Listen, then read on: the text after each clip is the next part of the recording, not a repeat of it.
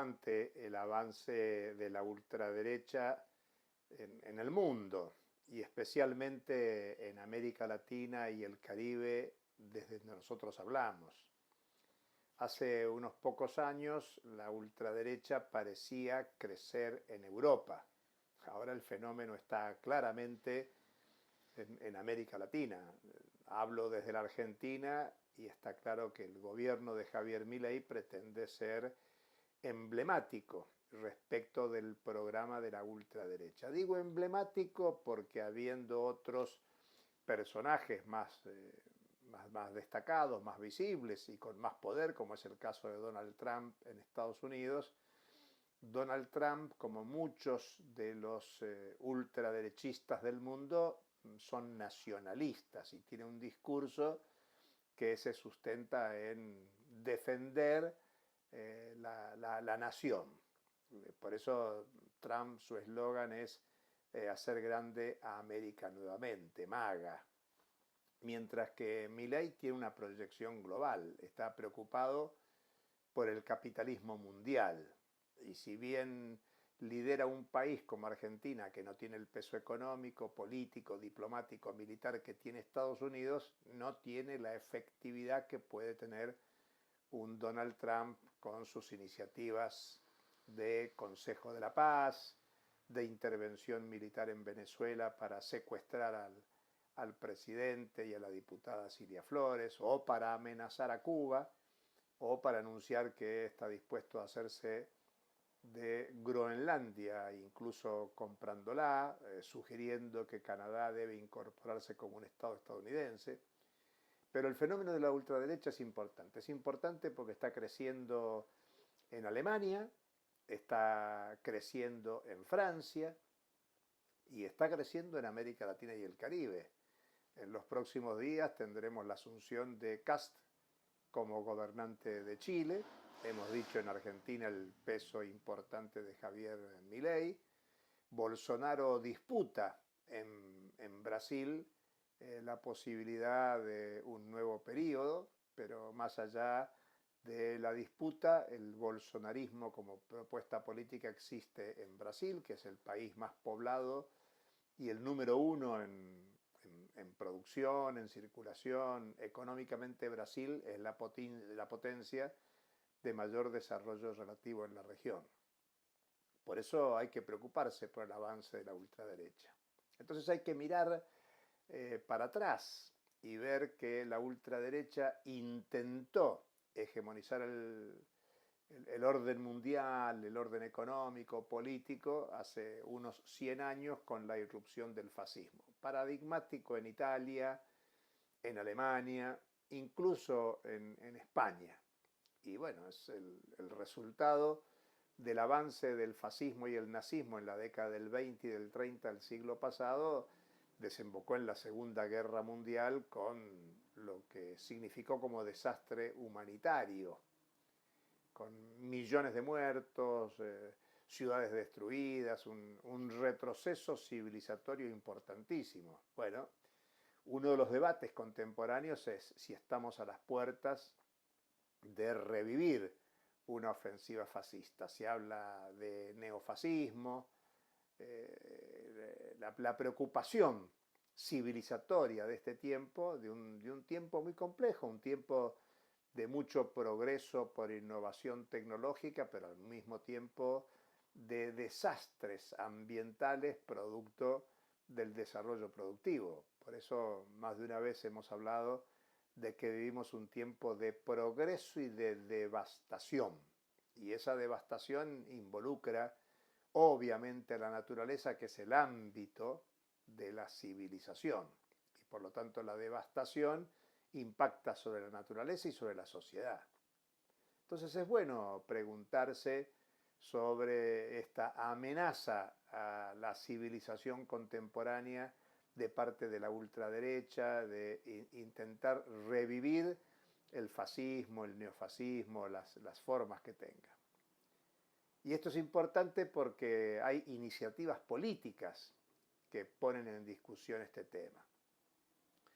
Por un lado, recientemente, a comienzos de febrero, en Múnich, se hizo la conferencia anual de seguridad, que se hace en Múnich desde el año 63 y que ahí participan dirigentes políticos, gobernantes, intelectuales, referentes del orden militar, en un tiempo donde la guerra nuclear es una posibilidad real, seria, que amenaza, por supuesto, a la humanidad.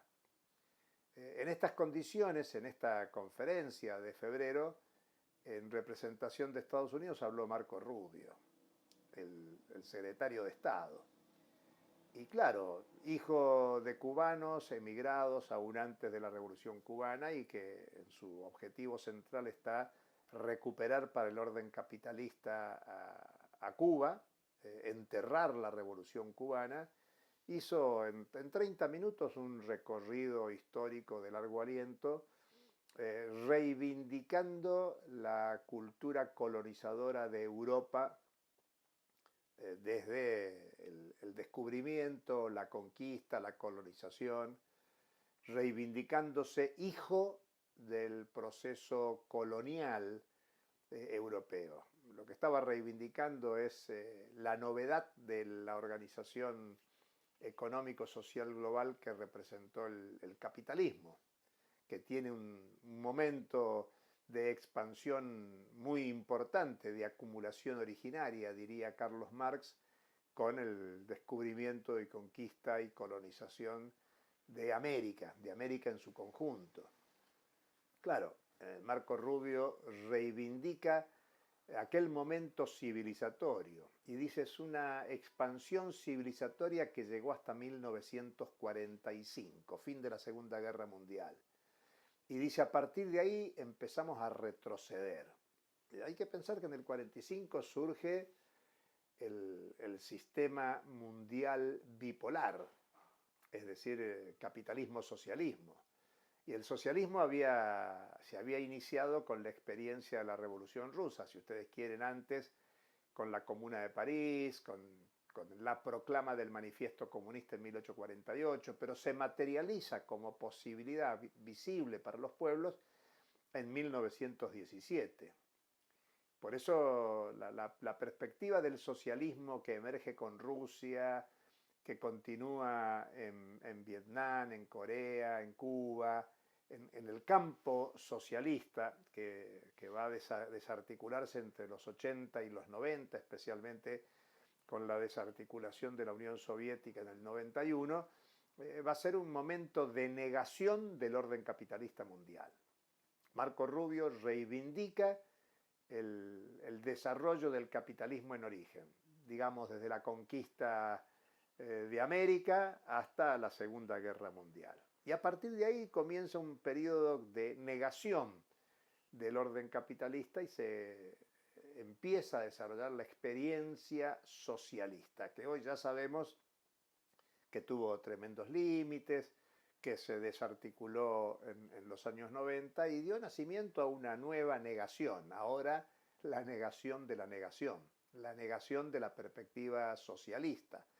Y si algo impactó en la sociedad mundial la caída de la Unión Soviética fue en la subjetividad de los pueblos. Parecía que no era posible avanzar en una perspectiva anticapitalista. Por eso es que se desarrollaron las teorías del fin de la historia, del fin de las ideologías, del fin del marxismo. Estamos hablando de fines de los 80, comienzo de los 90 del siglo pasado. Pero claro, la experiencia de los pueblos marca desafíos importantes en la contemporaneidad. Incluso en ese plano hay que ubicar la América Latina y el Caribe. Todas las luchas de fines del siglo XX, primera década del siglo XXI, muestran a América Latina y el Caribe como un territorio laboratorio de experiencias de transformación, por desarrollos de nuevos mundos posibles. Otro mundo es posible, dijo el Foro Social Mundial en Porto Alegre en el 2001. Y vale mencionar Porto Alegre porque ahora a fines de marzo se va a desarrollar entre el 26 y 29 de marzo la primera conferencia internacional antifascista, convocada por partidos políticos de Brasil, por un conglomerado importante de organizaciones sociales populares de Brasil y rodeadas de movimientos populares, políticos, sociales de todo el mundo, tratando de recrear una estrategia antifascista contra la ultraderecha para generar nuevamente subjetividad por la transformación social, para tratar de analizar teóricamente la conflictividad social, la protesta social que se generaliza en todos los continentes del sistema mundial y recrear las condiciones de una perspectiva anticapitalista, antiimperialista, anticolonial, contra todo tipo de discriminación y racismo. Por eso es interesante tener una lectura de largo aliento. ¿Por qué apareció el fascismo hace 100 años? Porque había muchos problemas económicos no resueltos, porque había insatisfacción política y también porque se pretendía una respuesta desde las burguesías hegemónicas al nuevo horizonte que planteaba el desafío bolchevique por construir el socialismo, que no era una propuesta para un país, era una propuesta de revolucionar el sistema mundial. Bueno, hay que pensarlo de ese modo también ahora. El secretario de Estado de Estados Unidos dice el desarrollo económico-social de los últimos tiempos, la innovación tecnológica, las corrientes de inversiones extranjeras han favorecido el desarrollo de otras potencias. Habla de China en particular, habla de la multipolaridad, el multiculturalismo, y por lo tanto lo que plantea a los líderes del capitalismo mundial es que hay que retomar la iniciativa y la ofensiva por la defensa del capitalismo. No solo por la defensa, sino para encarar una perspectiva civilizatoria de consolidación del orden capitalista. Bueno, quizás la cita de Porto Alegre sea un momento para pensar en una estrategia de los pueblos, las trabajadoras, los trabajadores a escala mundial, para pensar los desafíos que supone reconstruir una estrategia popular contra la ofensiva del capital, contra la ofensiva de la ultraderecha, por la emancipación y para terminar con esta incertidumbre que supone la devastación del cambio climático por el productivismo capitalista y la superexplotación de los trabajadores con reaccionarias reformas laborales que avanzan en todo el orden capitalista. Hasta la próxima.